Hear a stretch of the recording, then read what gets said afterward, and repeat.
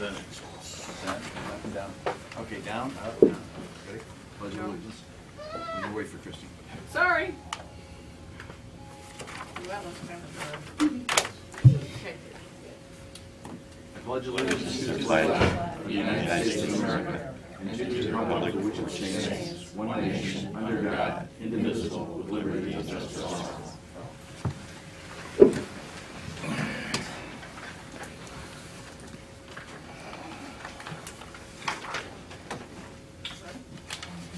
Commissioner's office is requesting the board approve and execute the minutes for the meeting of May 5th, 2015.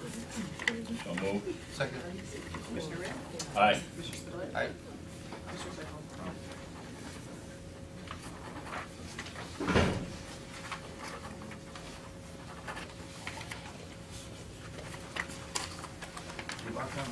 Come on. Go sit down. Good morning.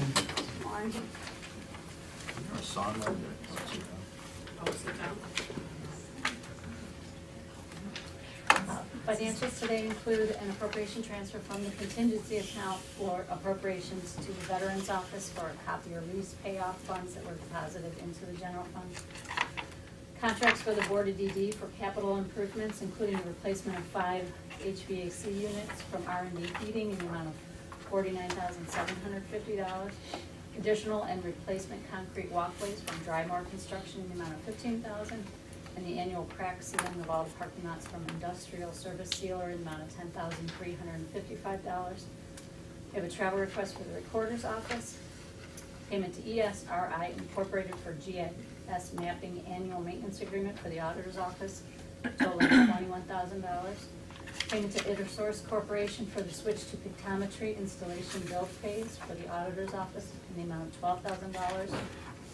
Payment to MT Business Technologies for the purchase of 3 Ricoh copiers for the court technology in the amount of $25,076.80. Payment to Lebanon Ford for the purchase of 4 replacement vehicles for use by the Sheriff's Office Social Security Task Force in the amount of $110,752. Payments to Envirocom Construction for pay request number 9 for contracts A and B for the Department of Water Resources Thompson Township Sewer Project totaling $177,774.89. And a payment to the Treasurer of State for the relocation of the sanitary sewer project for the Department of Water Resources in the amount of $40,860.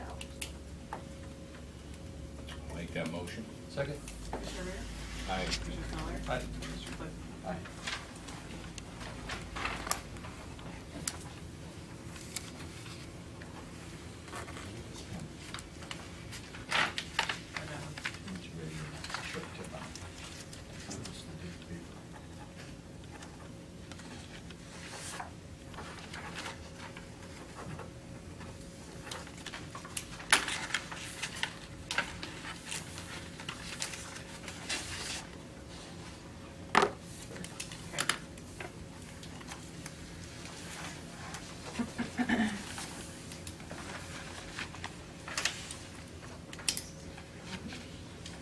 Somebody needs to check in with the Joneses and find out where they are today. I feel like something's wrong.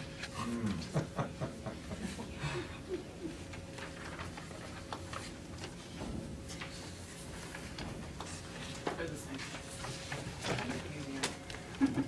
Okay, we have the Lake Geauga Recovery Center update. Oh, we forgot our lamp. I was gonna put it, Is that microphone? Yes. It should be. Good morning, how are you? Good morning. Good morning. Good morning. I'm Melanie Blasco, and I'm the president and CEO of Lake Geauga Recovery Centers, and I'm gonna pass these out.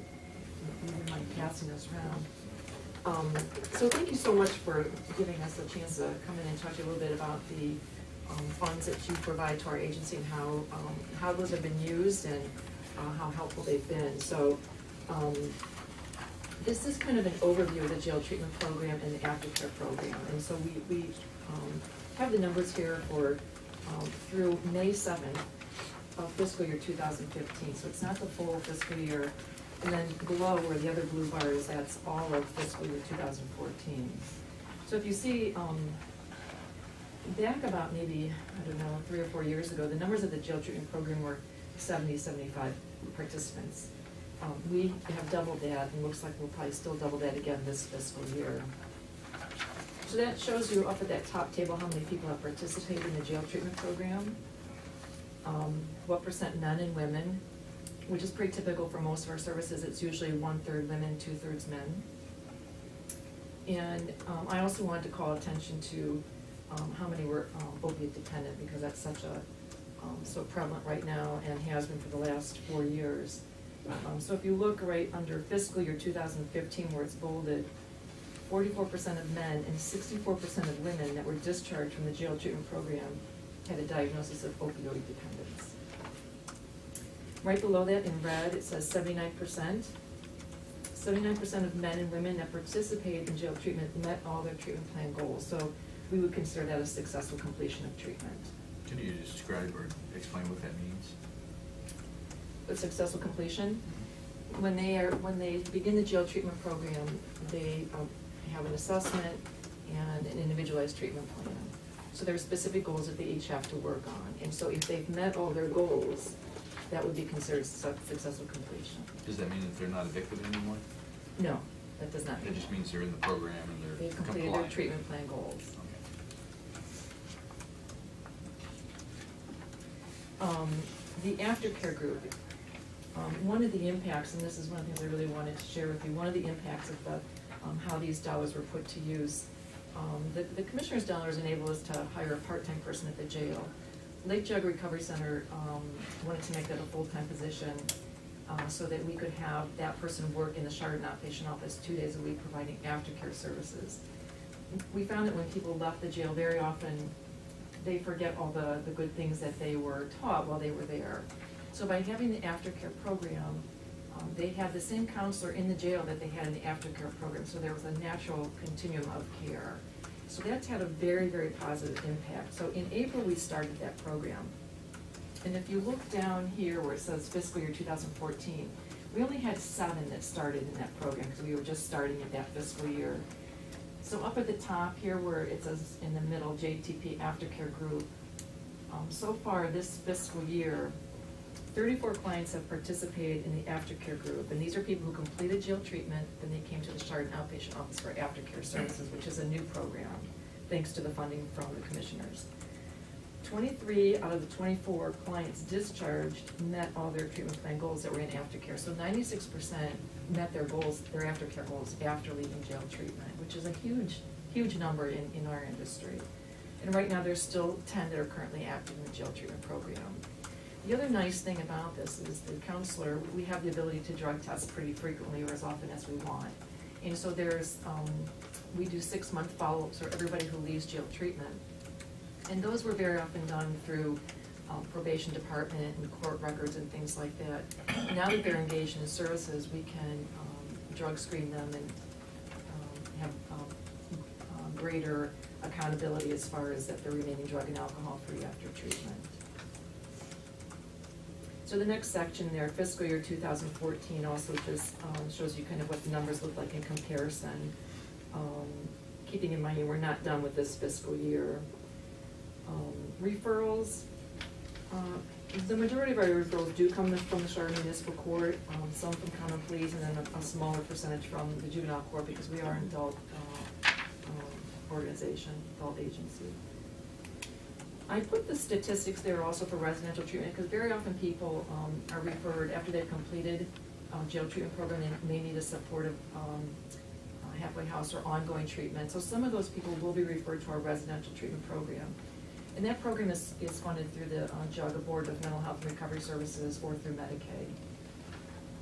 So you can see the numbers there also as to how many that came from jail treatment that participate in that program. And the outcomes for people that participate in residential treatment. Again, the national average from what we have been able to find, and again, it varies a lot because of what your target population might be, but the best number we can put our arms around would be 40 to 44% is the national average for numbers of people who successfully complete residential treatment. Say that again? 40 to 44% Of? people who would successfully complete residential treatment. That would be the national average. Again, I'm sorry, my mind is working on a number of things as you're talking. Does that mean that they're successfully, that they've graduated, so to speak? They've You and I have had many conversations on this topic, so, so they successfully have completed the program. and gotten off of drugs? They are abstinent at discharge, correct? Okay. And is there any follow-up on them in terms of monitoring to see how long they're clean, so to speak? We do, for residential clients, we do a 6-month and a 12-month follow-up. And if, you'll see, see here, it is the third bullet point down, at the very bottom of the page. 1 year after completing residential treatment, 80% of men and 66% of women were still sober and reported an improved quality of life. For us, the things that we are looking at when we contact them beyond abstinence is, are they working? Are they financially self-supporting? Are they living in a safe, sober environment? Have they had any new arrests? Are they participating in 12-step meetings or some kind of an aftercare or individual counseling? So we look at all those things as an indication of improved quality of life. Is there any point checks in terms of sobriety? So are you testing for drugs at any point in time after they've matriculated, so to speak? Well, here's an interesting thing about the state standards, which they're working on changing. The way the standards read right now, if a client does not receive services for 30 days, we're supposed to discharge them from our records. Mm-hmm. Unlike your physician, he doesn't just close your record and you've got to start all over every time you go to the doctor. So there are groups advocating that we just treat this like a medical disease, which it is, and we keep their records open. So we can do these sobriety checks every 30 days, come in and just do a brief follow-up, maybe do a drug screen. But the way the standards are written right now, they require that you close the case if there's no services after 30 days. So hopefully that'll be changing soon. I think there's actually a House bill that's introduced that already about treating this more as an illness and that we maintain the records and keep them open so we can do those sobriety checks. I for one, appreciate the work you've done here. I mean, this is a real concern to me, and as you know, I've been doing a lot of homework on this and spending some time meeting with, thanks to you, meeting with Judge Turbitz over at Lake County at the drug court and so forth and so on. But it's about accountability and actual results rather than going through the motions. I'm not interested in investing in going through motions. I'm more interested in investing in outcomes. And so it's nice to see that you're documenting outcomes. Well, let me call your attention to the back then, I still really like that then. Cool.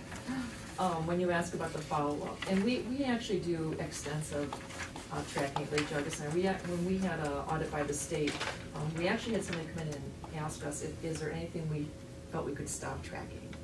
Which I've never had anybody ask me that. So I think we do a really good job as far as tracking and reporting outcomes. But one of the things about the jail treatment program, this started in 1999. And so we have done these ongoing checks, and this graph up at the top shows you the number that were contacted, how many reported a relapse, how many were sober, and how many rearrests there were. But it's been a conglomerate of year after year after year. So this year we broke out, that's the second row here in this top table. We broke out just this past year, which would be those who were impacted by this aftercare program that we were able to start with the funding from the commissioners. And you can see what a difference there is if you look at the whole aggregate of all of them. The number who reported a relapse overall were 35%. The number this fiscal year with those that were participating in this specialized aftercare program were only 24%. And again, the aggregate reported sober at contact, 64%, whereas this population that was in the aftercare group, 73%. And then rearrest was significantly different. The aggregate for all clients overall these years since 1999 was 19%. If you pull out just this group who participated in the aftercare after jail treatment, was down to 7%. So I have to give credit to Larry Kapler, our Chief Operating Officer, who pulled this together, because we're always looking at the aggregate. He pulled out this last year so you could see how much that aftercare program really impacts the people after they leave jail treatment. And that's been the really positive thing about the funding that we've received. So if you don't have any more questions about the outcomes, Tom Tuttle, our CFO, is going to talk to you a little bit about the dollars and cents. Any questions for me about this report? So I'm Tom Toll, the CFO. Last year in 2014, you funded $41,200. That funded 3 days out of every week throughout the year for the additional counselor providing direct service in the jail treatment program. This year, it's a little more difficult because January 31st was Dennis Mickelson's last day, so now we've been operating shorthanded, and we've got the advertisement out there to replace that person that we've lost. Dennis has been replaced by Christy Kramer, so we're still searching for another counselor. That counselor, one is coming in for a second interview. Can't say for certain if that's the individual who's going to get it or not. So what I've done is I've worked up the numbers. It said last year, and basically the cost of the person, salary benefits, basically remained the same at $66,000 because there's been a little drop in our payroll because of Dennis, and we're not replacing Dennis's position at the full amount. So the cost basically leveled out at the same rate based upon medical insurance going up.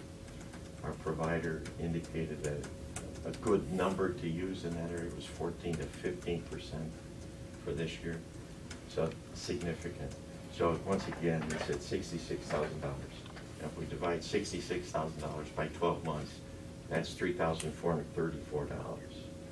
So we should have a counselor in place within the end of the month of May, which puts us at 8 months of funding required for January, that first month. And then we have 4 months that we'd be missing, February, March, April, May, pick up the other, we now have 8 months. So 8 months times the 34 is $27,472. So that's the amount we're asking for that would fund those 8 months. That additional person's 3 days per week to be in the jail treatment program. So, any questions? Do you want to talk about the judge's request on this one? Do you want to talk about it? Okay. Let me ask you one other thing. I'll just add one other thing. There is a little bit of travel involved, so there's a small amount of 45 cents per mile for this individual when he or she would submit an expense report. So it's just a little bit more. It's not a great price. It's $50 a month to compensate that travel. It's $600 is also nice, $66,000. Okay. Go ahead. So to reiterate, what was your request? There's a request for some dollar amount, that was 27,472. $27,000. Forgive me, I'm an accountant. And Yeah, I was gonna say, That's terrific. I can do. Can you round? That's right. That's an increase over. Sorry. Of the 21, you said 21,000. And you're saying another 600 for mileage on No, it was top of that? 41,200 from last year. That's in that. So, That's so basically an increase, $66,000. you had somebody at 41,000, I'm a little confused of what we were talking about here. So- In 2014, you funded 41,200. And that was the full salary for an individual, 41,000? No, No, 3 those days. days. Oh, 3 days. 60% of salary benefits and a small stipend for travel. Okay. And so the request is For still for this 3 year? days? Right, for 8 months, 60% of what the equivalent is for. So and the total dollar amount would be for 27,000 versus 41. That's correct. So it's actually a 27%. decrease. Yeah. Well, because the position's been vacant for a couple months. Yeah. Oh, I see. So it's the remainder, it's not an Yeah. annual. That's correct. Okay, because I didn't see any request on our agenda or anything for. Yeah. I wasn't sure if, I think the last time we came before you, I didn't have a form to pass out to. No, you request. present the ask, and then, we'll prepare the financials for the commissioners' Okay. consideration to approve, and that's how it would be. I mean, That's how you it want would me be. to type something up and put the numbers, I can do that. and submit Probably be that. helpful, yeah, if you could just, shoot us an email with that, that would be. Excel is everybody's- a wonderful tool. Yeah, everybody's dealing with the same Yeah. thing. Yeah. I mean, your I'm a little slow results on sometimes this, on Tuesdays. according to What's this, that? I sound a little slow on Tuesday, so. Yeah, that's good. your numbers speak favorably to the program. And there's other questions that I won't get into here, is my numbers go up or go down in period on the front page.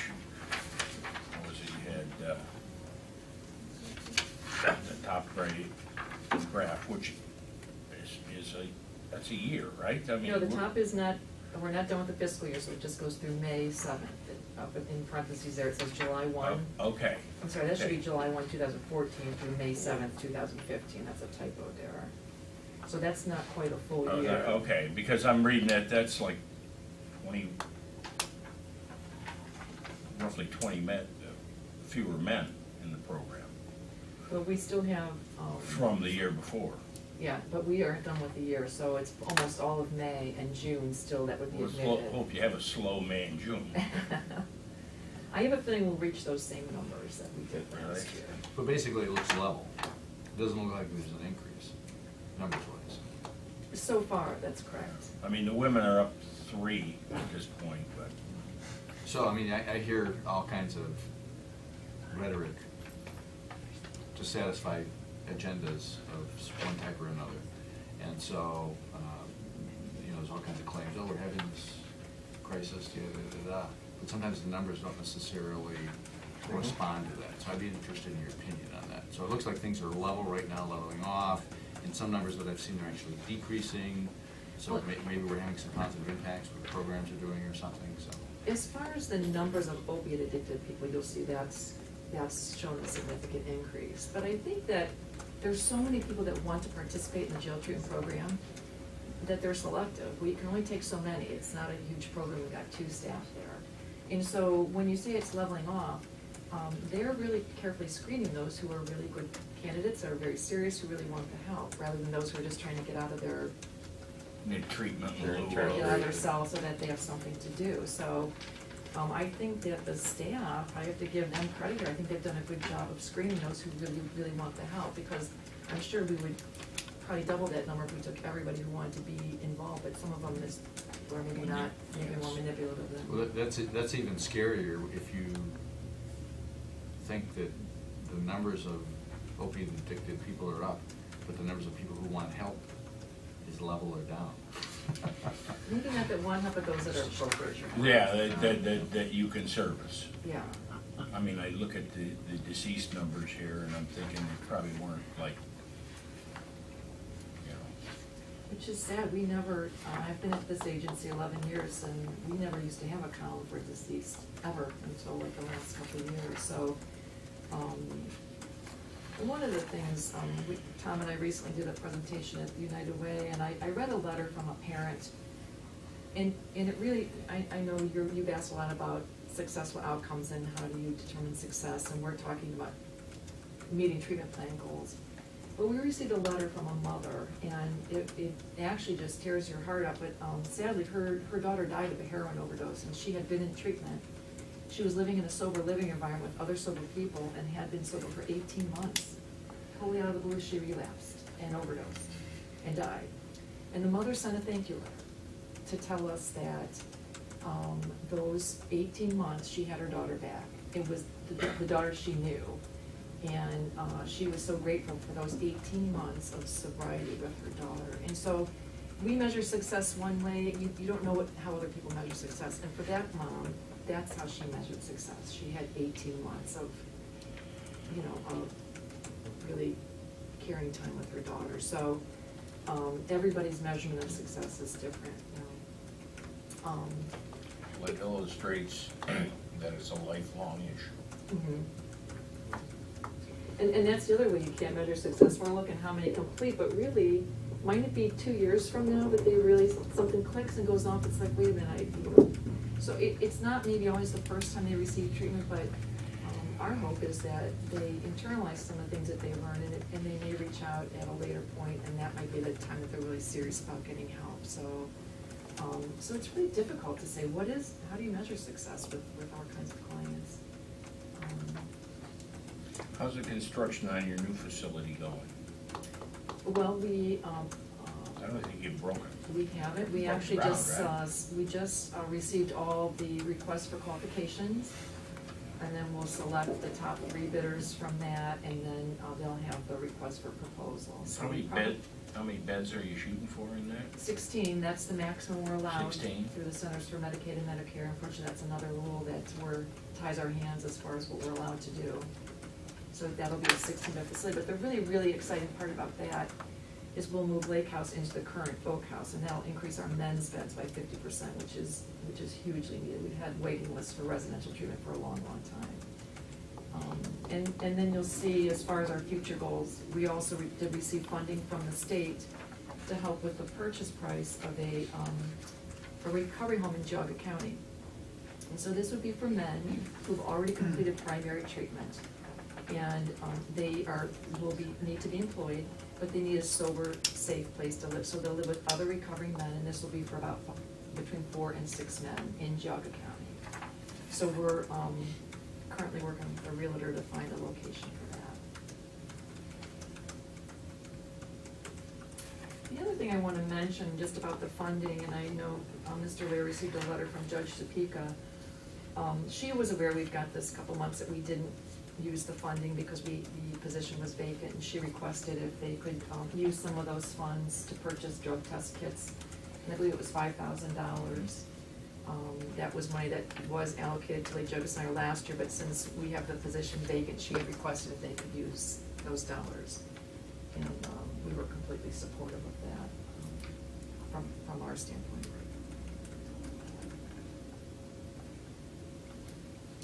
Well, thank you. Any questions? Well, I have one other question, and that's what's going on with Opal House out in Jefferson. The place was for sale, or it wasn't for sale, or it was closed up, or? Gee, everything I have to say is by hearsay, so I probably shouldn't Okay, say never that. mind, never Yeah. mind, that's what I'm They're hearing not all these closing. rumors, and I don't know what's happening with it. They aren't closing, and they never were closing. That was maybe a bit of a rumor. I think the house was for sale by the owner. Maybe that's where there was some confusion that Opal House was closing, but I'm not aware of them closing, so.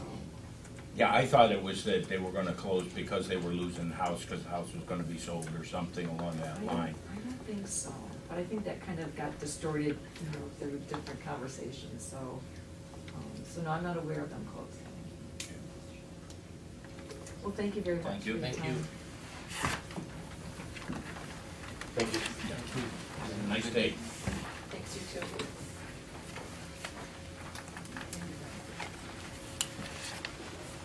Jessica.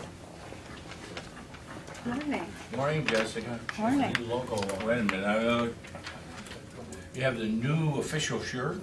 I do. Wow. Let me check this out. See, I can't see, nobody knows this, everything's a blur to me. That's nice. You like that? They only come in green? No, actually they were blue this year, but I got the wrong color, so I just went with it today. So all of the staff got blue shirts this year, but we can get them in any color. So we are excited about the new look of the Department on Aging. So you're in charge, you say you can wear anything you want. Well, yeah, got the wrong color. What are you gonna do? You gotta roll with it. Thanks for the invite last week, by the way. Thank you for coming. To sit down with the seniors over there and get input. It was educational, to say the least. We welcome you all. So one thing we talked about, taking a little aside here, with the different site coordinators that are different senior centers, what we really want to do is just offer the opportunity for the seniors to get to interact with you, so that you can learn a little bit more about one another. They can ask you questions, and you can get some input from them on some issues. So we've been doing coffee with the commissioners. So if you have not scheduled a time to be at one of our senior centers, we welcome you to do that. And it is a lot of fun. It is. So on today's issue, for today, we've been calling it our Homemaker and Personal Care Program. We have modified that this year, and we are calling it our Assistance with Daily Living Program. And we've changed that title because it really represents the program more accurately. So what we have been doing is we have been contracting with home health care providers to provide in-home services for individuals, including personal care such as bathing, dressing, as well as some home making services such as meal preparation, making sure there's a sanitary environment in the home, maybe some assistance with laundry. So we are really assisting people with their activities of daily living. We've modified this program slightly this year to really focus on Geauga's frail individuals who can qualify for nursing home placement but are able to stay in their homes. That being said, we were offering 2 hours of service, whether someone was having meal preparation or whether someone was having their environment sanitized by a professional, or whether they were receiving personal care like bathing. So this year, a change that we have is if someone needs a bathing service, we'll give them up to 4 hours a week, as opposed to if someone needs a home task such as sanitizing the area or meal prep, we're giving them 2 hours a week. 2 hours was the standard before, but we've recognized that bathing is just a very, very important thing for independence and dignity. We shifted the program to be able to provide those 4 hours. We also created an assessment for this year with very, very specific questions to make sure that we are serving Geauga's frail. I think part of what you're accomplishing is there's a waiting period for some of these services, and that's gonna go down because of how you've shifted the priorities. Correct. You know, right now, I think there's been a little bit of confusion about the program, and we do have some folks who think that we're a cleaning service. Our contractors are, you know, Molly maids, and that's not the case. These are certified healthcare providers. So what we have is a waiting list, and you have the first 5 people who want their kitchen cleaned, and you have number 6 and 7 who need a bath. So that's really difficult when you look at those waiting lists. You know, you think an individual needs bathing to stay independent and dignified in their home. So we've changed the qualifiers to make sure that we are focusing on the frail individuals that need personal care tasks. So unfortunately, what's going to happen is we're going to have to reassess everyone, and some people won't qualify for the program who may be in the program already, and that's going to be difficult. But on the other side, the folks who are waiting for bathing, they'll be able to be served.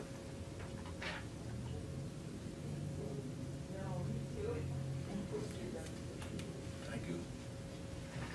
The Department on Aging is requesting the board grant permission to advertise for bids for home care services assistance with daily living program for Geauga County residents aged 60 and over, to be held on Wednesday, June 3rd, 2015 at 2:00 p.m. Notice of this bid opening will be advertised on May 14th, 2015, May 21st, 2015, and on the county website. I'll make that motion. Second. Commissioner Rea? Aye. Commissioner Spudler? Aye. Commissioner Claypool? Aye. All right, the next is, we've been working with the health district for many years to provide some services to our seniors. So we just wanted to get a contract in place between both of our entities. And what the health department, what they do come to the senior center and they spend some time with our adult day service program, our folks with Alzheimer's and dementia.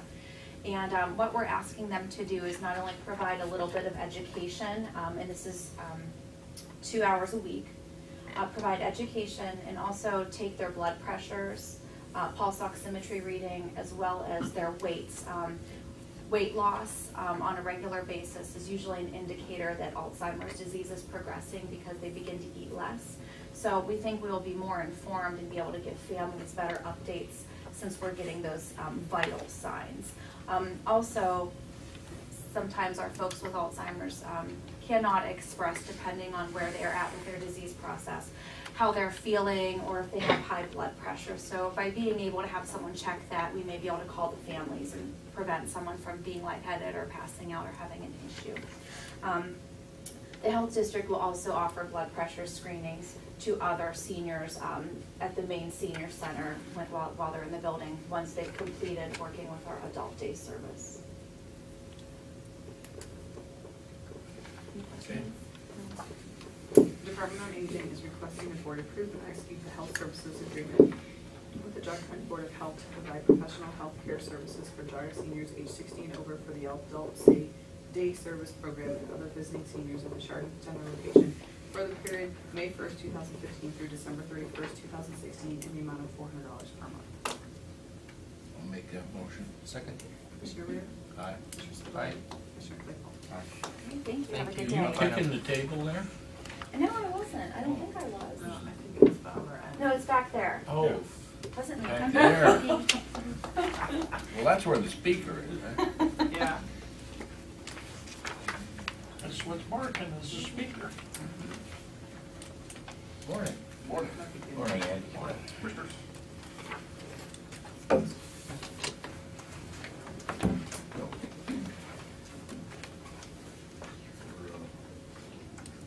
about next year already.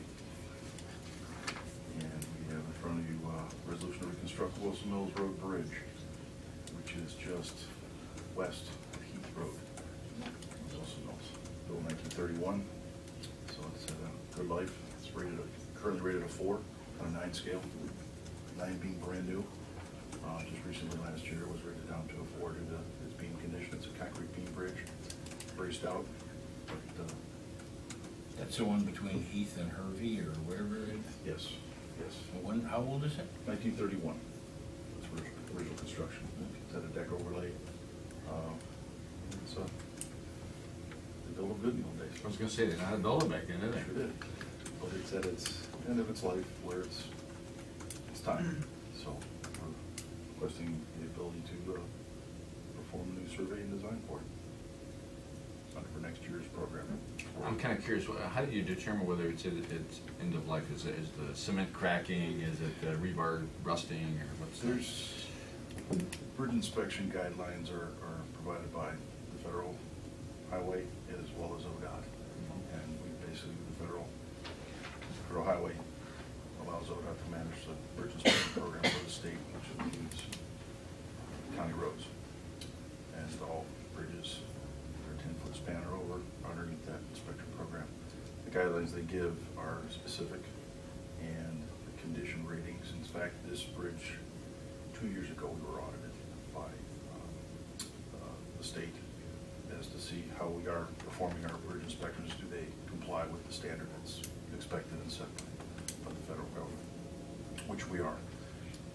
And we reviewed this bridge not only with myself, but our bridge inspector and then the county engineer organization, Mr. Stockman, who's in charge of the auditing for ODOT, and it reports back to the state and the federal government for compliance, which we're in compliance.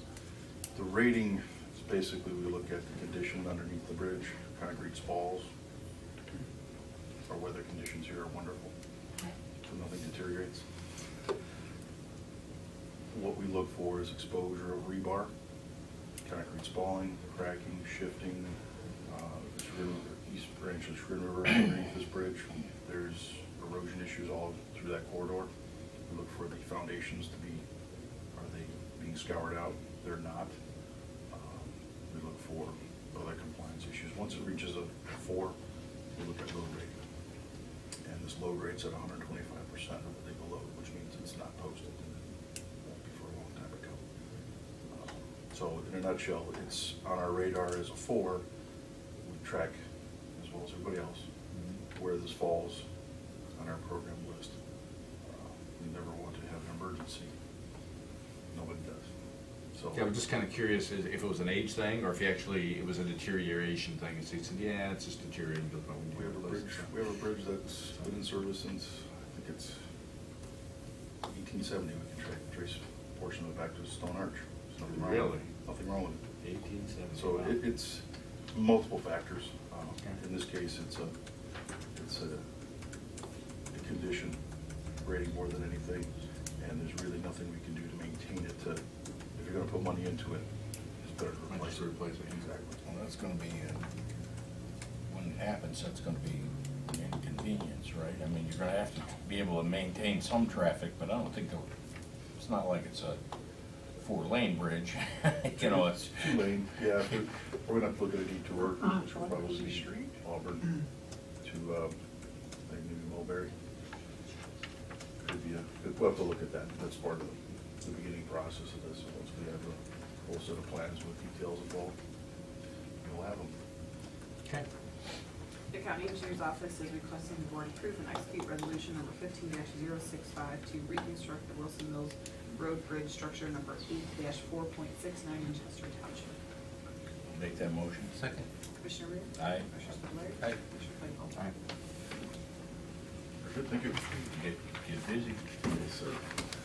Now, you Summer's here.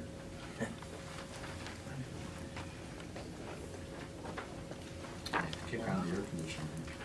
Kelly, how are you?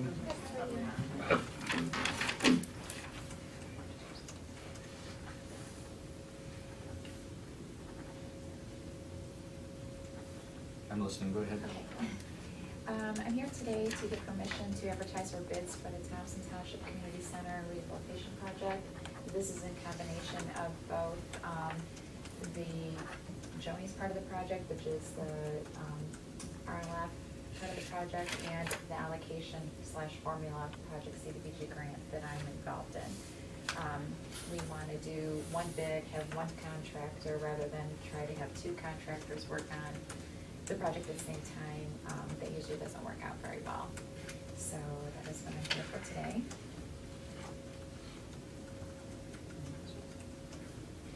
The Office of Community and Economic Development is requesting the board grant permission to advertise for bids for the Thompson Township Community Center Rehabilitation Project to be held on Wednesday, June 10th, 2015 at 2 o'clock p.m. Notice of this bid opening will be advertised on May 14th, 2015 on the county website. I'll make that motion. Second. Commissioner Rea? Aye. Commissioner Spudler? Aye. Commissioner Claypool? Aye. Thank you.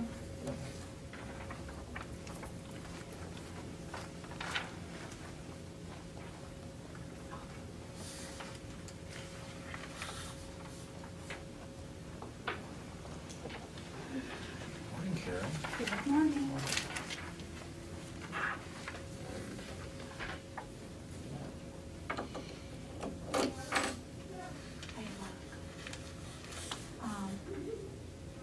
This is just to hire, this lady is actually an intern at in my facility right now. She's working on getting her BSN, and she's been an intern there for 2 different classes. So now she's gonna help me out by working a couple nights a week to pay off some of it. So it's kind of good. She's actually a nurse on our end, and what an asset to me for 2 days a week It's on gonna be a third shift. third shift? Yeah, Yeah, good.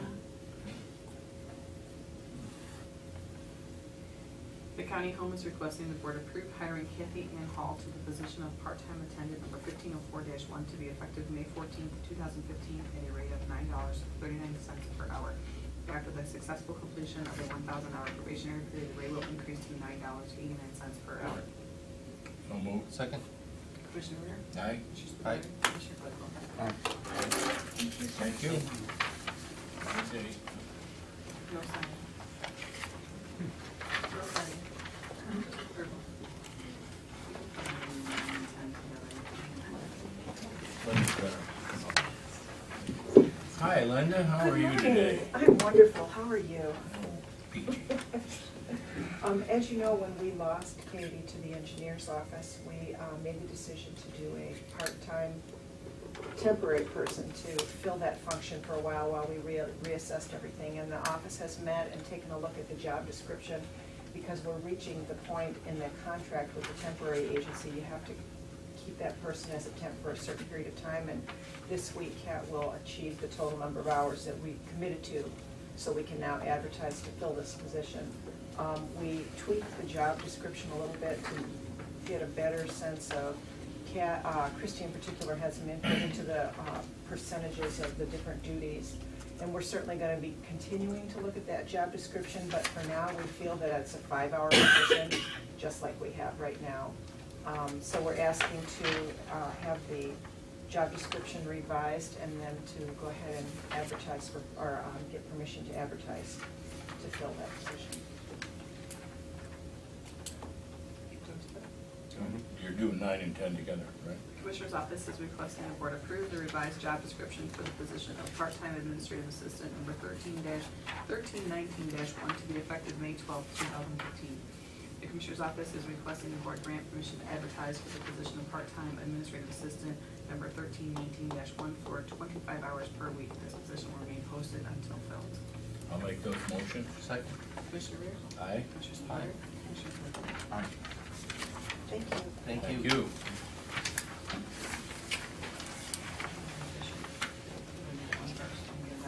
Sure. Speak to it before I read it, or? Sure. Just as a administrative kind of a thing, the resolution that we signed last week on NOACA for the public information request was very specific in terms of federal request, and that's wasn't proper. It should have been more general because it's a state and a federal thing that NOAC is doing. So we revised the wording just to eliminate the specificity of that, so we can redo that. So that's what the request is here. So. Commissioner's Office is requesting the board approve and execute resolution number 15-066, requesting specified public records from the Northeast Ohio area-wide coordinating agency, NOACA. Now, you're enlarging the scope? No, well, the scope was No. never intended to be narrow. Okay. The last resolution said specifically federal tax dollars. The request is always intended to be all information regarding lobbying efforts on the part of McDonald Hopkins. So my original request was that, to request all information regarding those lobbying efforts. And when it was worded, it was narrowed. It was narrowed down to specifically federal tax increase. Because the danger always with a public records request is it may be considered overly broad. So we want to have it somewhat specific, but not the specific. But this is specific in that it's specific to information firm. going back and forth to McDonald Hopkins. So it is very specific in terms of what we're requesting. You want everything between them and NOACA? That's right. And Laura's already drafted the request, so. Okay, I'll make the motion. Second. Commissioner Rea? Aye. Commissioner Aye. Spillier? Commissioner Clickwell? Aye.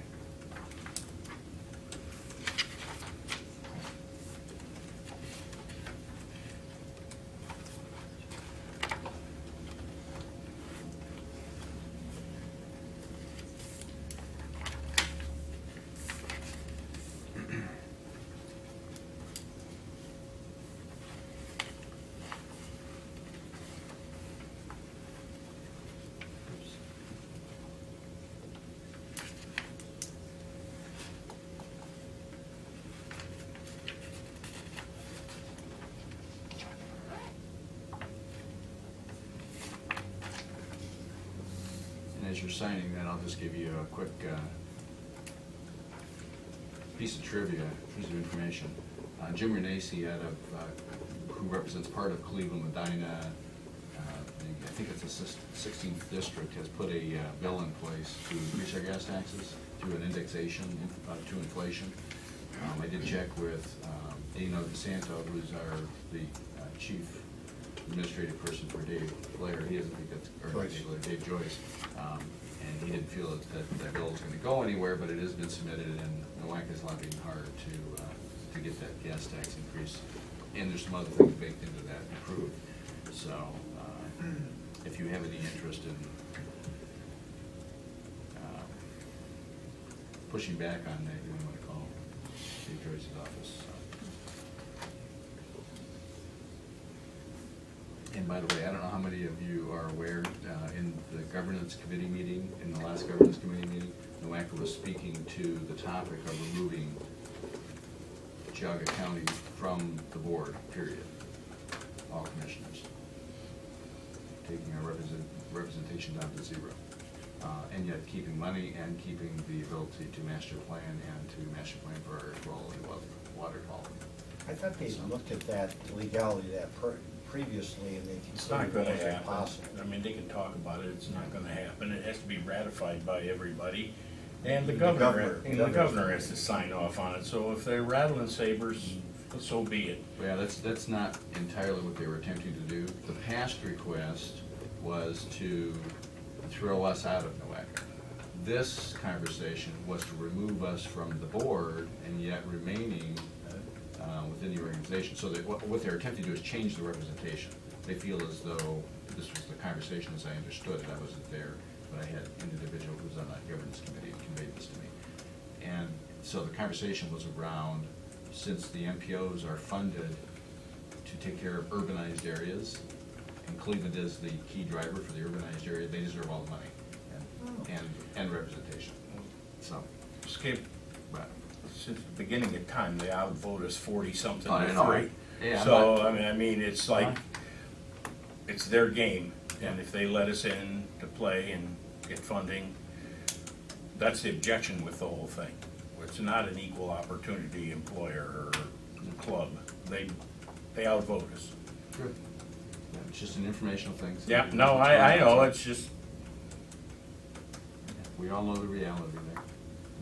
So, I just had a conversation with Joe this morning. Ashtabula County, who is not in an MPO by choice, is receiving, actually has a Republican county engineer who Joe knows, and he's having conversations with him, and they still fund their roads and so forth. So, it's, we're talking to him right now. So, just as an interesting side note. Okay, so anything else there? That's all I've got. Okay, there was another topic of discussion. We had started the conversation about having an attorney. I think each of you have gotten a copy of a revised letter regarding 2 engagement letters for 2 different law firms. These engagement letters were reviewed by our prosecutor's office for input and so forth. And so, I don't know if you have any interest to discuss this further. I would like to still pursue this for the interest of our office, and so I'm interested in your comments on this. You've seen the letters. I asked that a correction be made in one this morning, and it was, I have a copy of that, I'm not sure that. No, they gave them copies. You have that one, that's the one that's highlighted in red, which is nice, they're color coded. One is highlighted in blue, one is in red, so I don't have to read them.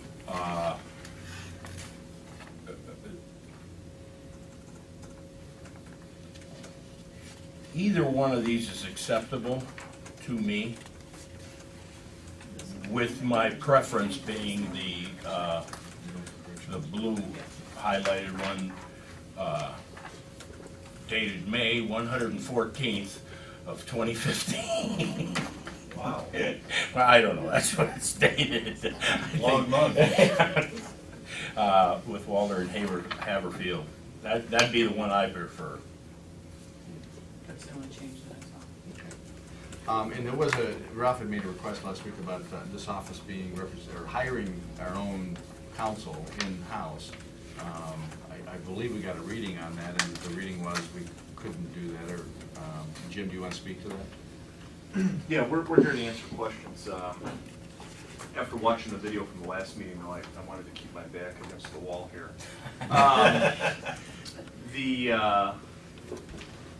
Our reading of the statutes in that would be that hiring somebody in-house, we don't believe it's permitted. You know, I'd be blunt with you that there's nothing exactly on point on that. But the law states that the prosecutor's office is your legal advisor, period. If there are conflict situations, there are procedures that you can go through court, and then the commissioners alone have a special carve-out for hiring their own legal counsel, but it can't exceed the prosecutor's salary in an aggregate on an annual basis.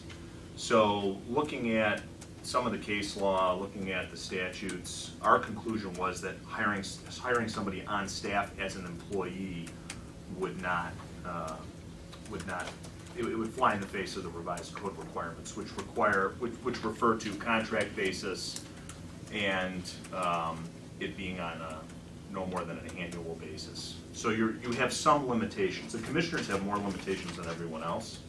The other elected officials, they don't have a choice unless there's a conflict. And then they can ask me if there's a conflict, and then we can petition the court. The commissioners do have that special carve-out where you can hire someone, but the aggregate amount you could spend a year would be the $114,000. So we can hire somebody on a contract basis. Correct. You can't hire somebody as an employee. That's our thing. And just for clarification, theoretically, let's say we didn't like you. We do.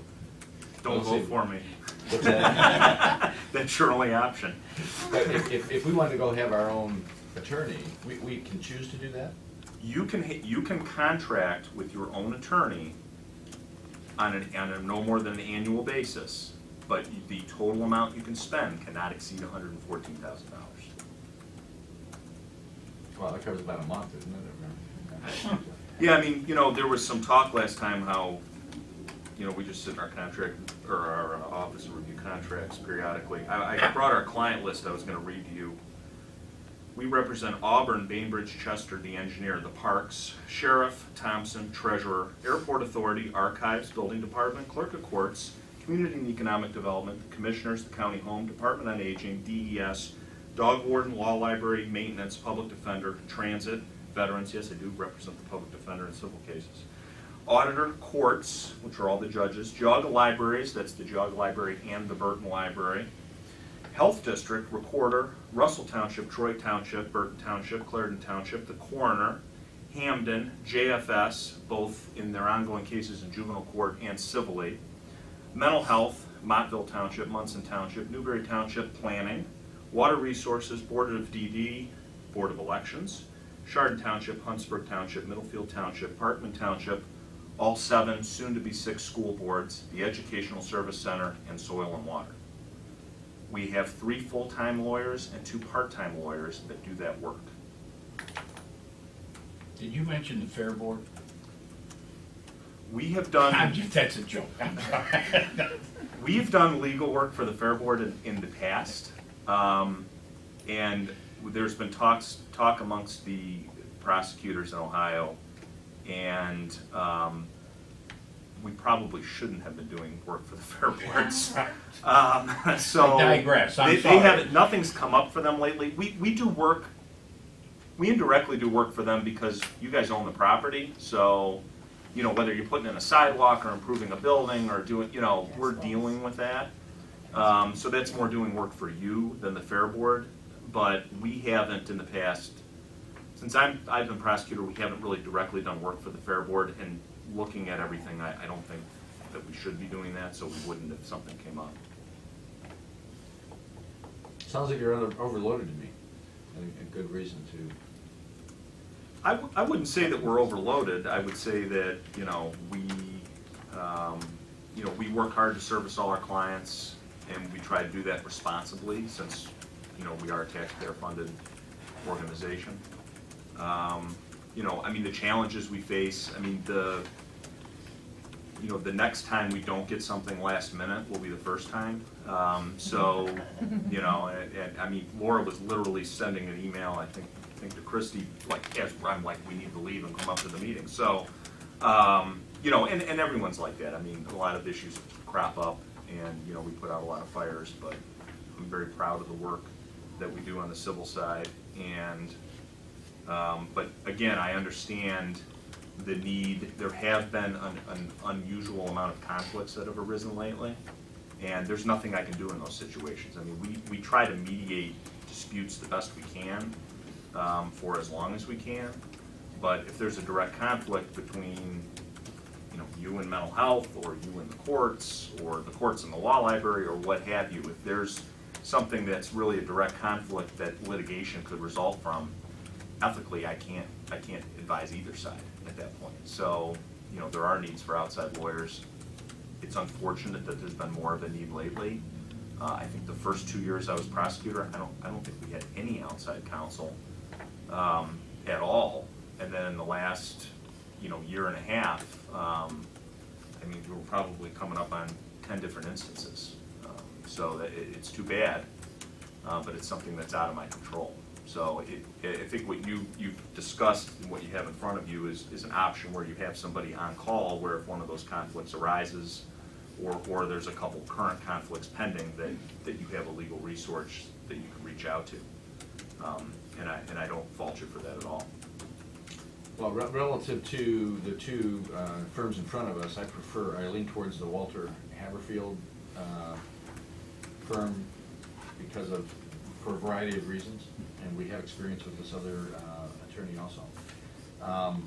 The one tweak that I might suggest is right now the current wording says that this can be executed only with a conflict of interest with the prosecutor's office, and I was just talking to Jim in the back a little earlier. I'd love to see that changed, wherein we don't necessarily have a conflict, but we agree with the prosecutor's office that there's a good reason to use the outside firm.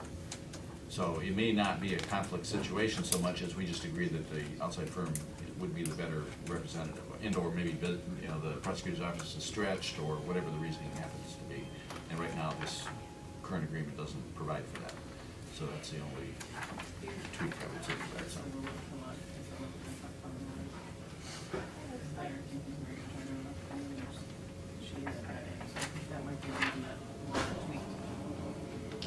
Well, I like it the way it's written, and my take on it is, if there is another reason why there would, that, you know, it wasn't a conflict of interest by definition, but it might be in the best interest, we can deal with that at that time. That's not something that's oh my God, we gotta do it right now or the world's gonna end. I think this document is a good idea, that we have someone that in the event, I can think of a couple occasions where in the event something happened, the prosecutor's office had to go out and, you know, not all lawyers are available at all times. You call one and he wants a case or not. This provides us with a firm that we know about, they know about us, and I would be prepared to move that we adopt whatever the language needs to be to enter into an agreement with Walter Haberfield, but as it's written on this document.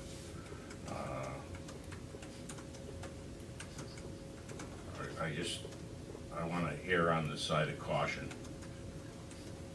And just, I'd point out the, any agreement that you have with any lawyer, and this applies to anyone, not just commissioners, but any person, you can always terminate it at any time. You actually can't enter into an agreement with a lawyer that you can't terminate. You always have the choice to do that. So there's not a risk. Just because it says the 12-month, we put the 12-month duration on there because we think the revised code requires it not exceed that duration. But you could, next week, you could vote to terminate it. So it doesn't matter. There's no risk on that point. I wouldn't worry about the 12 months like you're signing up for, you know, DirecTV or something. You can't get out of it. Oh, yeah, no, Yeah, that would be. I didn't have a problem. I think we can get out anytime we give them a notice. Well, Or stop paying the bill. Well, I think two of you would have to agree on it, but yes. I mean, at the end of the day, this is not, it's not like we're paying a fee to belong to this club. No, It is that costs you simply nothing It's until you simply an use it. attorney in the closet until we call on them. So Right. there's no expense, even if we didn't terminate the contract, there's no harm, because we're just not using it. And so it's just there as an insurance policy, so to speak. I mean, I think you have a couple pending matters where you will use them, And I probably think, in the very near future, I but think there are two in the very near future that we probably need to be moving on, or one we should have been moving on already. And you know, the nice thing about this is, from my perspective, regardless of which one we choose, we have experience with the what is it, Monsoon? Monsoon. We're having experience with them right now. We'll get an opportunity to, if we choose Walter, to have experience with this firm. We may not like them at the end of the day. We might decide that we like the arrangement, we just don't like this firm. And so, you know, it just gives us options, and I like options, so personally. And I would be willing to support whatever decision. I'm a little nervous right now. I'm not hearing anything from Ralph. So Ralph, do you have any comment on this? I mean, I think that my comments last week, and I'm not sure, Prosecutor Flays, if it's directed at me, I know the workload that you've got. And I basically made the statement saying that we could try to relieve some of the responsibility just based on the fact that the majority of these contracts that your office is dealing with is coming through, water resources. It has a lot, Department on Aging, just a lot of these people that we've talked many times when Jessica has hired the attorney to do the legal advice as far as, the amount of dollars we're spending that. It's just, at the end of the day, if we put the money into the right direction to be able to just have an additional person, even if it's a situation that we maybe need to look at the possibility of having an additional person out of your office to maybe assist you if it's just starting to get too much. I realized I went to bat for you 2 years ago because I realized the task and the amount of time that's absorbed by your office. And I think that at the end of the day, I get that. I'm just saying that if if it's something that relieves you from having to have a whole lot of this outside pressure, or this outside, you know, amount of time dedication, that we could have brought that in-house to relieve some of that time, that you could put forth the effort to something else. That was the whole purpose of the conversation. So I think that it's you know, it's I get it, and at the end of the day, we all want to just follow what the laws of the Ohio Revised Code said, and if we can't do that, then we can't do that, and we realize it. But at the end of the day, I think that I can speak for myself. My goal is to assist you to try to relieve you of some of the amount of workload that you have, because I do know that you're slammed with stuff. No, and I appreciate that. I mean, we've experienced most of our growth on the criminal side and the JFS side, which is, you know, really an effect of the drug problem primarily.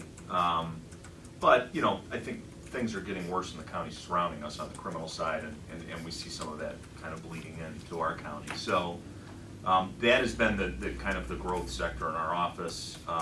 And again, yes, we added a drug prosecutor 2 years ago, and that's been a significant help. And then I think initially when I came into office, we worked out an agreement with JFS where we added some more help on those cases. You know, the civil side has not grown in quite a few years. There has been some growth there. You know, I think that again, we're all in government. You know, it's a balancing act. I mean, I have to balance serving the needs of my clients, but I also have to understand that, you know, I'm taking tax dollars to do that, and you know, we have a limited number of resources that we have to allocate, and we pride ourselves on taking as little money as we need from our residents. So, you know, I have to balance that, and I feel that we're adequately staffed on the civil side. I mean, there is a lot of work. We do get busy, and but again, I think we're adequately staffed. I mean, some of the instances, you know, for example, last year, you know, something that really bogged down the office was the RID situation with the city of Chardon. You know, that was a large, complex legal matter, but I was very proud that, and Laura did most of the hard work and thinking on that. But I was very proud that we were able. I mean, if you had hired a private law firm to deal with that mess, I can't even. It definitely would have been six figures. And you know, I was proud that we were able to handle that, and we saved the county $7 million in forging that agreement with the city. You know, that would pay for my budget. You know, for about 5 years of our budget that we saved the county just in that negotiation. You know, and we've had some other things, and we have a current issue where some independent contractors are trying to, you know, there's some potential significant exposure for the county, and you know, we were able to go down to Columbus and litigate that matter and win. So, you know, there's some big things that pop up that do bog us down sometimes because, you know, our staff is only so big. But I think we've been able to work through those. You know, but again, I always welcome feedback. I mean, you're our clients. You know, all these people are our clients. Right? We're trying to provide high quality services, but I have to balance that. You know, the big law firm, they don't have to balance anything. They're just in it to make money. I have to balance how much tax dollars I'm using, and still getting the job done. No, it is, and it's disheartening for us because it's like every time we turn around, somebody doesn't like, you know, something that gets said, and all of a sudden we have this lawsuit and we have to get a representation, you know, for that, and that's why, you know, it looked, I guess, you know, pardon me, I kind of look at things on the business side of things of just looking to get the best bang for the buck and say, we could save you the time and aggravation of having to deal with it if we have somebody representing us, that we don't have that conflict. Then it would have been just a simple fix, you know, and at the end of the day, that's why, you know, we have, you know, the prosecutor's office. None of us are attorneys and don't represent ourselves as being, so that we would basically have, you know, sent you that information to get back with us if it was something that we could do. But at the end of the day, you know, stand clear that I 100% meant that, you know, would alleviate a lot of the responsibility and the workload on your shoulders, and ultimately give us, at the end of the day, a huge savings because of the hourly rate. I mean, if you figure out what that is, and you've got, you know, a certain commission that asks, you know, 1,000,001 questions, who knows where that you know, clock could go to, you know, and at the end of the day, I don't want to see us just throwing money away, and that was the biggest thing. In the rare instances where our clients have to hire outside counsel, we always look great after they get the bill. Right. So, yeah, you know, I mean, and you'll learn that the hard way. But again, this is out of your control. I mean, if you have, yeah, you know, if my clients are fighting with each other, I can referee it up to a point, but then at Sure. some point, you know, they have to get their own advocates. Yeah. So. Well, and we're in kind of a unique situation. Let me ask you a quick question. I mean, we have two imminent situations we have to deal with. We need an outside attorney for that because of conflict of interest. And so this would allow us to get moving down the road and take care of those and for more of a conversation. I'd love to explore, you had said we can't hire our own staff attorney. Okay, I was thinking about maybe sending Christy to law school or something, you know, just to get her own staff attorney. But possibly we could staff you up on a dedicated attorney to represent our office. That's underneath of your banner, not our banner, and maybe it's something we could talk about. Would that be a good idea? Yeah, but we'd always still have a conflict. That's the only problem. I mean, that's true. Yeah, I mean Laura's office is literally 10 feet away from the office of the assistant prosecutor, Ann Mitchell, who represents the judges. So, you know, we get into trouble real fast. You know, and the office next to hers is the assistant prosecutor who represents the mental health board. So, you know, that becomes pretty challenging pretty fast. Again, we only, you know, pull the ripcord and get out when we're at a point where there's really litigation or very imminent litigation. But up until that point, you know, within the ethical rules, we do try to mediate these, and we've been very successful. I mean, you don't hear about the successes because that's why they're successes. Nobody heard about them. But, you know, that does happen a lot, and we do work hard to try to get people to settle their differences. But again, I think the three of you have been thrust into a few situations that really out of your control recently. You know, and again, and on both sides of it, I mean, you know, one of my clients has some principles that they feel very strongly about, and one of my other clients has some principles that they feel very strongly about, and, you know, at some point, if you can't resolve it peacefully, then, you know, you have to hire lawyers, and that's why there's so many lawyers. I mean, there's a lot of instances of that. So, and that's not necessarily anybody's fault. Well, the unique thing about this particular office, unlike some elected officials, is there are three of us. We have to come to agreement. It's not like I can direct everything. And that's a big challenge. I have to tell you something, going from private practice to the prosecutor's office, that is a huge challenge, because that's a conversation we have all the time with our clients. And there's 16 other entities just like you in the county, where you've got three people who have the executive and legislative power vested in them, but, you know, they can't spend a dollar without two of them agreeing, essentially. So, you know, that is the challenge. We represent the board, not an individual person, and you guys aren't so bad, but, you know, some of the townships over the years, I mean, a recurring issue is, you know, is this one trustee asking us questions because they need legal opinions, or is this one trustee trying to use this as a weapon against one or two of the other trustees? And that can be very challenging. So, and I know Laura's supposed to punch me in the leg if I say anything I'm not supposed to. But, you know, I mean, Dave was in the township for a long time. I mean, he knows that that's a unique challenge that we have, where I don't represent Ralph Spitaleri. I represent the Board of Commissioners. So, and, you know, getting you guys to agree on stuff can sometimes be challenging too. So. The other thing that I was going to ask you is your opinion, as far as the only issue that I have with this, you know, doing as far as legal representation from this firm is, you know, it all depends on. It's like going to a dentist for a broken foot, and I think that at the end of the day, you know, do we, you know, I think that we're kind of signing on a line for an agreement or some kind of, not an agreement, but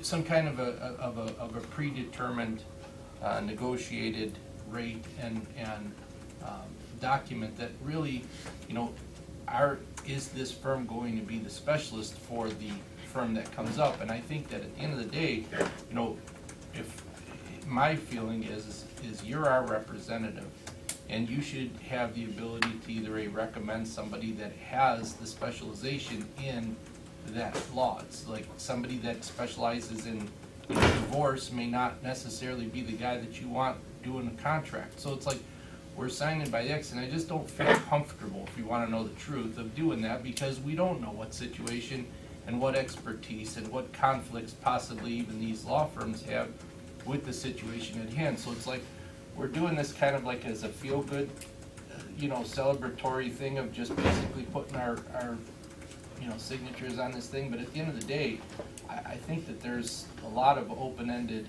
discussion that I think we need to be able to have with you to say, listen, are these guys the right surgeons for this operation or not? You know, and that's why, to be quite honest with you, I don't really support this. And because I support you and your office to give us the right information of who to find, not for us to just kind of have a predetermined person. And I don't know, I mean, I'd like your comment on that to see what your thought is, because I'm just being boldly honest with you. You know, it's challenging. I would I mean, I'll be blunt on, if you were going down a road with a lawyer, I would have warned you all. But if it was somebody that I didn't think wasn't capable of doing the job, I mean, I think both agreements, you have very capable firms that specialize. One of the challenges we face, especially if I have to hire somebody new in the civil division, is that the civil side of the prosecutor's office is such a unique animal, because we deal with really bizarre issues that nobody else ever really deals with. So, you know, and you know, Laura has those days where, you know, yeah, you're talking about a writ agreement, and then there's some goofy thing at the airport with the FAA. I mean, you know, so it is hard, I mean, to specialize. There's so many different issues that come up. I would tell you that I think like Walter and Haverfield, I mean, they have a pretty diverse public sector practice. They represent a lot of school districts. I know that that particular lawyer, he has done some, when we've had conflicts with doing work for Bainbridge Township, he's represented them, or his firm, and then I know him and one of his partners have represented Bainbridge at certain times. So, I mean, I think Walter and Haverfield would meet your needs for what you would need. I also think, you know, and I'm not throwing them under the bus, they're expensive. But any downtown law firm that specializes in public sector law is going to be expensive. Well, let me talk to that a little bit, because I have done due diligence, and they have sent us their bios. Todd Hunt, who is the specific attorney with this law firm, who will be our lead gentleman, specializes in the area that we're looking at. He specializes in municipal business. He does business. I mean, he's been a public defender, or not a public defender. Yeah, I think it's a public defender. Law director. There you go, law director. Thank you. I think, and he's represented a number of communities. He does represent Bainbridge. That's one of his conflicts today. So this is an area he does have a specialty. He is a surgeon in this specific area. In addition to that, the rates that they've given us are not downtown rates. These are very good rates. No, you were, I mean, I to your credit, you were able to negotiate a rate that I think was better than most. Than normally you would get downtown. It's definitely better than the normal rate. We're not being harmed here or treated unfairly by this law firm in terms of the rate. And this law firm is one of a few that has a specialty in governmental practices, law, and so on and so forth. And we've gone to them, I mean, we've referred clients on, one of the areas that we, you know, not to extend your meeting on that, but one of the areas that we don't do is collective bargaining. And just because that is such a hyper specialization, and for me to hire, you know, an assistant prosecutor and pay him 6 figures that specializes in collective bargaining for the, you know, 15 issues we get a year just doesn't make economic sense. So that is something that we always farm out, so to speak. And I know that we've referred to Walter and Haverfield, I mean, they do a lot of collective bargaining. And I know one of their, I think Eric Johnson represents, He does a lot of Shard, this. he does all the collective Yeah, bargaining for he's Shard. head of the educational division there, and Yeah. I've known him since he came from Squire Sanders over to this firm, because we had employed him at Chardon Board of Education. And the last I knew, they had somewhere near, I'll probably mess this up, but I thought it was somewhere up near 30 school districts in the city or greater Cleveland area that they represent. I think all the school districts we represent, if they have a collective bargaining issue, I think they all use. I think they all use Walter Haverfield. So, I mean, they're a full-service firm in the public sector. I mean, they're gonna be able to handle, Well, you know, any subject matter, I would say. Well, and if as you we think a good lawyer is expensive, hire a bad one. No, it's a great point. I I mean, that's a great. Well, this doesn't, again, this just gets us going down the road. If anybody finds a better attorney, we can always create another agreement. But we've got to do something. We can't sit here with the pending issues that we have on the table and not do something. Yeah, And so with that your, would be- I agree, with your pending matters, you need to take some action, and going this route of having somebody, because, you know, and I think that your pending matters could, you know, snowball on you, so, you know, having some,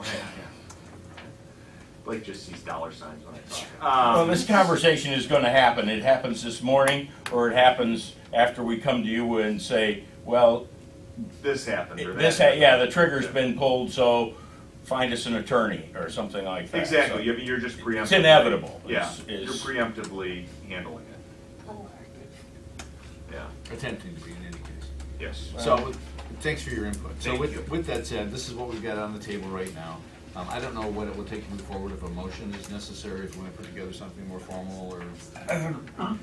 What would it take to move forward in the back row? Does this need to go back to? Yeah, is there, I mean, back to do we have at make least the two tweaks, the commissioners that changes are that okay with the Laura language? made? Do we have to change something? I'm okay with it. I mean, I'm not happy with the fact that we don't have more flexibility, because I don't like to have my hands tied. Well, yeah. That's... I think know both of Blake us wants are to tie given. my hands, and so... Well, that no, I understand, think both so- of us are giving up concessions in these documents, and Ralph has made his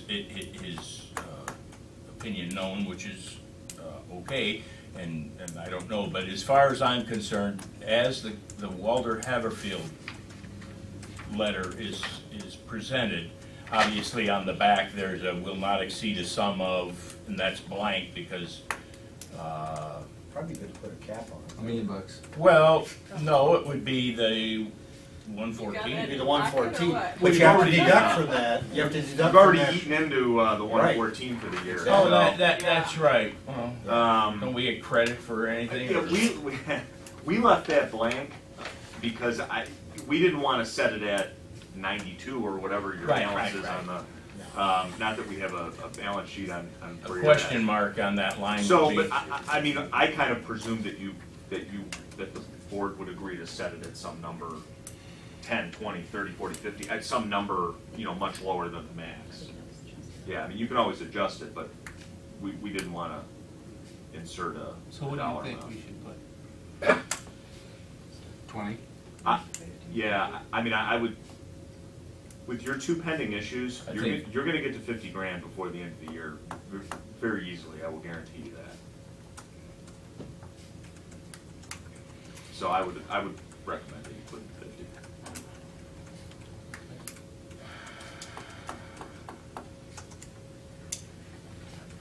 And our objective then is to beat the 50. 5. 10.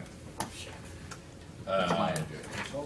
Okay, I would, verbally move that we adopt this. Yeah, there's no spot for you to sign on this letter. No, I know, I just, we're not signing anything right now, I'm just telling you, can we? You could just put lines, type lines on it with your names and sign it, or handwrite print your name, sign it, print your name below it if you want. We got one, Krista, you wanna? I mean, I wrote 50,000 on the back of mine and haven't marked You it have a up. clean, now see, the one we this have one has is- some editing marks on it. They all have editing marks on them, that's why I didn't know if you wanted to send it back to them, You and could- have you could them just do the agree mo- to it, and then, You could just do the motion and, sign it, What- whatever. we can do the motion, vote on this document, then we can get the, We can a more change formal paper, and then we sign it, We right? did the color ones for you, Blake. I love that, there was blue and red, I know. and I thought, I don't even have to read the name of the firm, I just know which one I like.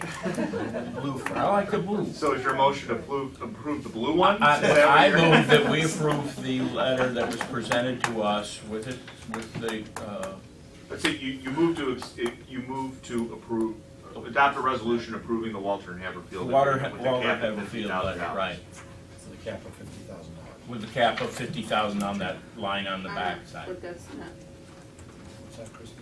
I'm Second. trying to write language. I'm sorry, I'm trying to write this down and you guys are all throwing back and forth at me, so. Can I actually see what the name of the document is? Walter Haverfield, LLP.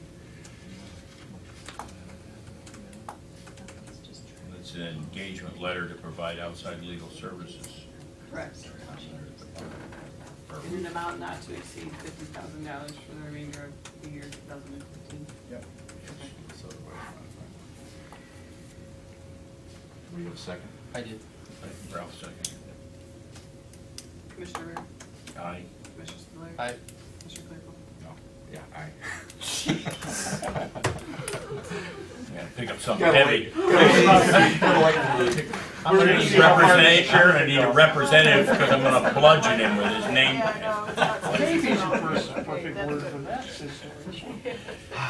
This is how sausage is made, I'm just pointing that out. I feel a lot of love in the room right now. Yeah. Nobody's bleeding, so it's a good day. Okay, so we've got meetings coming up, ADP board today at 2 o'clock. Everyone want to go to that? The 12th, the planning, today at 7 o'clock is the planning commission, family first at 2 o'clock on the 18th. The commissioners are going to hold a regular session on the 19th. We're going to be closed on the 25th, Memorial Day holiday weekend, and the 26th. The meeting has been canceled. The 28th, we're going to hold regular session, and that's it. I have one other item that Dave Oh, yes. proposed to you, and Ralph was the only one that commented back. This is regarding the upcoming appointments that'll be done before the end of June for the Board of Mental Health and Recovery Services. Dave wanted to know if you guys wanted to advertise for those positions, or how you wanted to. You want to try just a go press release, about- which costs us nothing first?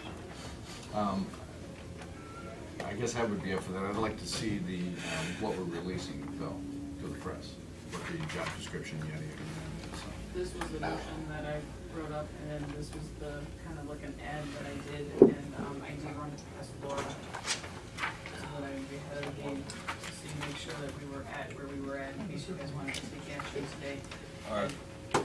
On that, did you specify the requirements of the people? No. I mean, because we're gonna waste a lot of time if we have a lot of people that wanna come here, but we need to have one that Oh, we don't have. requires those- services, one that does. But you said we don't have those requirements. That's on the appointees from the According state. to the mental health, and I discussed it back and forth with Laura, is that they told me that your requirements are that they be a Geauga County resident and that they have an interest in mental health and or drug and alcohol services, that the Ohio Department of Mental Health Services is the one that makes sure that those criteria for those certain positions that are required are met On their appointees, on there. not on your. But appointees. on our appointees, it does have in that booklet, I'm Well, just saying. there's some There, it'll issues say relating to conflict of interest in that as well. And that is why when we were doing the mental health, we have a specific application for committee appointment for mental health that includes the questions that are listed in those qualifications as to whether they're related to a provider or have services and whatnot. That was language that was drafted. Yeah, I don't have a strong opinion, I just don't wanna do it twice. Well, my only thought on that is, I'd like to look at the requirements, generally speaking, these are our board members. And I think part of the problem that we have gotten ourselves into is that we haven't been clear in terms of what our expectations are. And maybe now is the time to clean that up and have a very specific description, requirements description for what we're expecting of people that are gonna be applying for this board position. And so, that's too general for me personally. And so I don't I'd disagree like- with you, but the timeline on this is yesterday. So it can't be something that we're gonna ponder for a week or week and a half. It's gotta, I'm not looking to ponder it too long, but I'd like to expand that description, so let's, give me a few days and I'll put some time into it. If you guys wanna put some time into it, then we can get it out, but, I think we need to be a little bit more. they're off the end of the month or the end of next month? The end of So June. we got- So we got, Starts July So if Okay. you can come together with some language by next week, then So we can get it approve it going. next week and then move it forward. because was it the end? Because I thought some of them were like 6:15. We can reach out to one of our existing board members and get their take in terms of what The they. term ended like 6, Yeah, June of What 15, do you think about that? and the end of June, June 30th. June 30th, They're all- of 15. That's where the 15. That's where the 15th. Never mind. That's it.